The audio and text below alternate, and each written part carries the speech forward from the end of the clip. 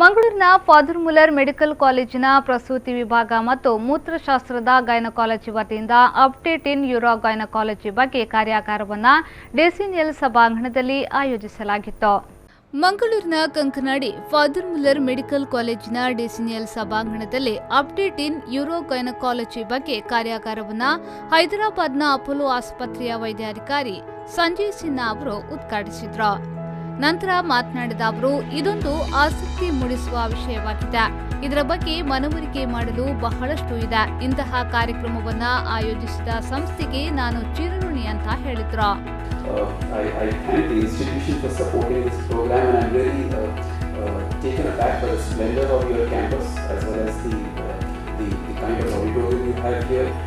Father Richard tells me that you have an even bigger convention center, and I guess you might be one of the very few private institutions which have a large convention center which will seat 1,000 people to do programs. So really very impressive. Very happy to be here. Thank you very much. ಸಂಸ್ಥೆಯ ನಿರ್ದೇಶಕ reverend father Richard ಕೊಯ್ಲೋ ಅವರು ಮಾತನಾಡಿ, ಆರೋಗ್ಯದ ಬಗ್ಗೆ ಕಾಳಜಿ ವಹಿಸಿಕೊಳ್ಳಬೇಕು ಎಂದು ಸಲಹೆ ನೀಡಿದರು.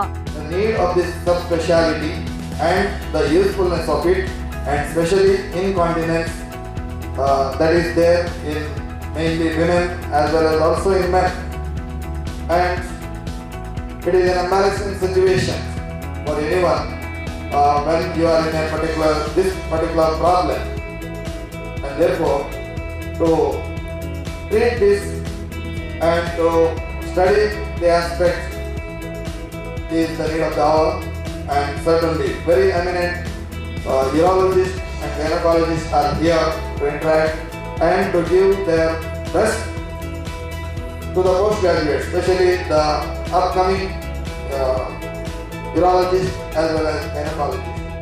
ಈ ವೇಳೆ ಡೀನ್ ಡಾಕ್ಟರ್ ಪ್ರಕಾಶ್ ಆಳ್ವ, ಸಂಘಟನಾಧ್ಯಕ್ಷೆ ಡಾಕ್ಟರ್ ನಾಗರತ್ನ ಜಿ, ಸಂಘಟನಾ ಕಾರ್ಯದರ್ಶಿಗಳಾದ ಡಾಕ್ಟರ್ ಪ್ರಶಾಂತ್ ಅಡಿಗ, ಡಾಕ್ಟರ್ ಅಲಿವಿರಾ ಡಿಸೋಜ ಮತ್ತಿತರರು ಉಪಸ್ಥಿತರಿದ್ದರು.